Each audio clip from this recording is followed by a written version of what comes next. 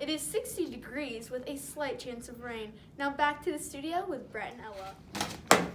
Thank you, and hello. And good morning. Welcome to Brella Conspiracy Theories. A new segment in our show. So Ella, what is a conspiracy theory? A conspiracy theory is an idea made up by people that gives people an explanation when society is at a loss.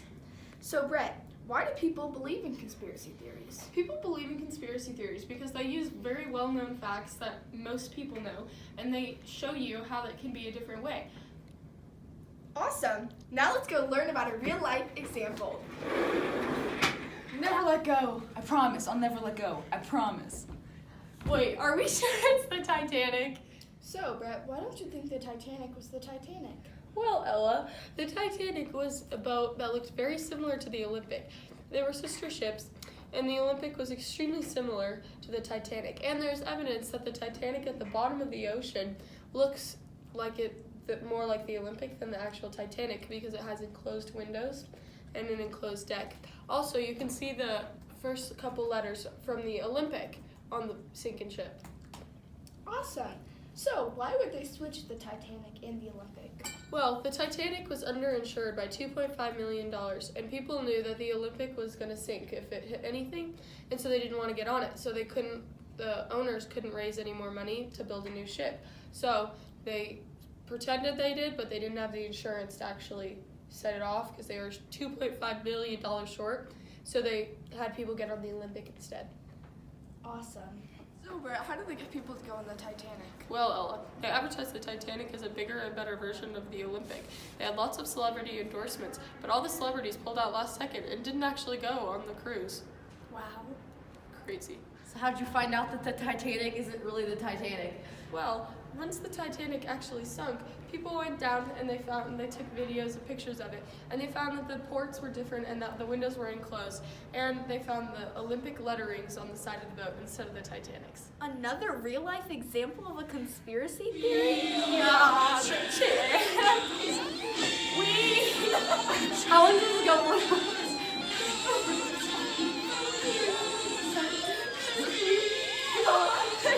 Okay, it's gone on too long.